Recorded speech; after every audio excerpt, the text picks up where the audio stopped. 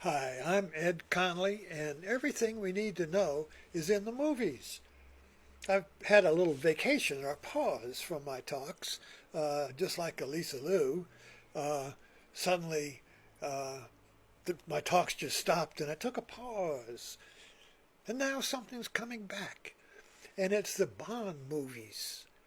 I've been watching these series of Bond movies on Netflix. You can see them from the beginning to the end. Of course, now I'm 89 and I remember the first Bond movie, 1963. But it's been very interesting to watch the Bond movies in series to see how they have evolved, but how the myth was created, the myth of the Bond man, and how that has shaped the American psyche and become Donald Trump. Donald Trump, is the Bond man. Let's get into that. Let's dig into this. It's important to see how movies are our myths, shape our consciousness. Movies, myth, metaphor, MMM, movies, myth, and metaphor, are like the fishbowl that shapes the water of our everyday life. And all we can see is the other fish and why they're attacking me. We don't see the fishbowl. We don't see the shape of our mind. We don't see the shape of consciousness. But they're in the movies because movies shape our consciousness. The Greek myths, the myths of the ancient worlds, shaped the societies, and we can study them. Study the Greek mythologies, the Egyptian mythologies, the Persian mythologies, the European mythologies, which is why Joseph Campbell was a revolution for me, because he revealed how myths shape our consciousness. And now all the old myths are dead. So where are our myths now? It's in the movies. The movies are our myth makers. And James Bond is the biggest one of all, as far as I can see. So let's look at it. Who is the Bond man? Well, first of all, he's the instinctive man. He doesn't need manuals. He doesn't need authorities. He doesn't need committees, kings and priests, and he doesn't need anybody to tell him what to do. Bond just knows how to get out of a fix intuitively, instinctively. Bond is, speaking of kicking the myth down the road, Bond became the Mac Man in the PC wars of the 80s. Remember the Mac Man? Steve Jobs created these commercial wars between the PC man and the Mac Man. And the Mac Man was always relaxed. He had his hand in his right-hand pocket. The early Bonds, the Sean Connery Bonds, Bond and Sean Connery walking around with his hand in his right pocket. He's so relaxed. He's so cool. That was kind of like Roger Moore stopped doing that, but James Connery always had his hand in his pocket, a sign in the 60s of being relaxed. You don't need your hand to hold a weapon. You're relaxed. You can handle it, you see. The Bond man was cool, was smooth, relaxed, intuitive. See, the Bond man knew how to get out of a fix because he had faith in himself. He never got terrified because he always knew he could get out of a fix. So the Bond man was intuitive, but he had faith in himself. And the Bond man was also the Sean Connery. If you watch these early movies, he was a rapist. He was a misogynist. He was like a hound dog when it came to women, whether they resisted or not.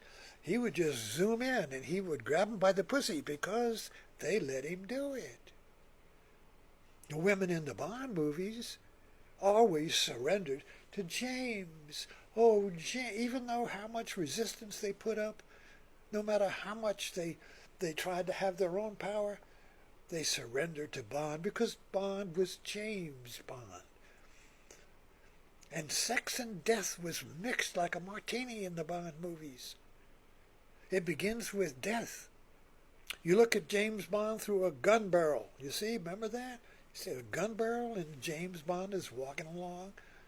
And he gives him the sights of the gun. Now the sights are your sights. You are holding the gun in the movie. It's the movie logo is presented by looking at Bond through a focus, a narrow focus. And James Bond walks into the gun sight and he turns and shoots like a Western cowboy, fast gun, fast shooter, you see. And then the movie starts and the blood comes down. Sex and death, you see.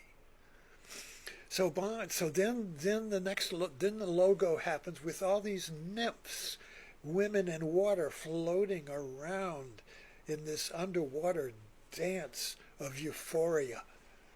And then there's the man with the gun.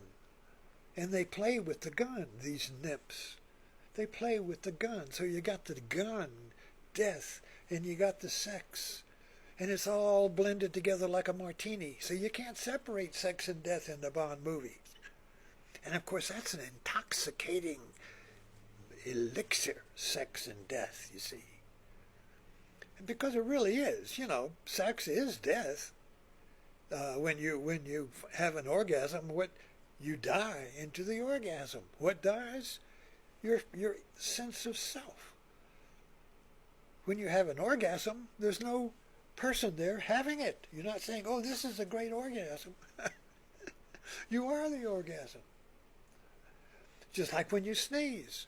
You are the sneeze. You can't say, "Oh, what a great sneeze," while you're sneezing. When you sneeze, you blow out the mind.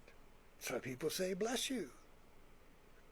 So James Bond is that moment of sex and death, where the ego gets blown out, where you get blown out in the orgasm of sex and death, death and creation, death and creation. This is the classic martini of civilization, the destroyer and the creator. When you stir them together, you get Shiva, you see, or you get an awakening if you stir sex and death together, or death and creation together.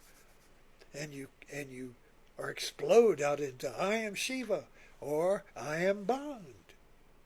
So this "I am Bond," you see, is a spiritual awakening through the movies, through the myth, through the metaphor, you see. We all want to be Bond. So this created a myth that shaped the mind of America. And it's very profound.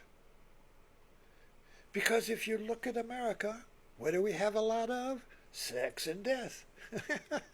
Sex and guns. If you got guns, you can get. They can't. In our culture, sex and guns are inseparable. What's a gun but the number one? If you have a gun, you have a number one. You see? You don't want that thing to bend like that. You can't shoot. So if you have a gun, you are number one. So if you're Bond, you're number one, you see.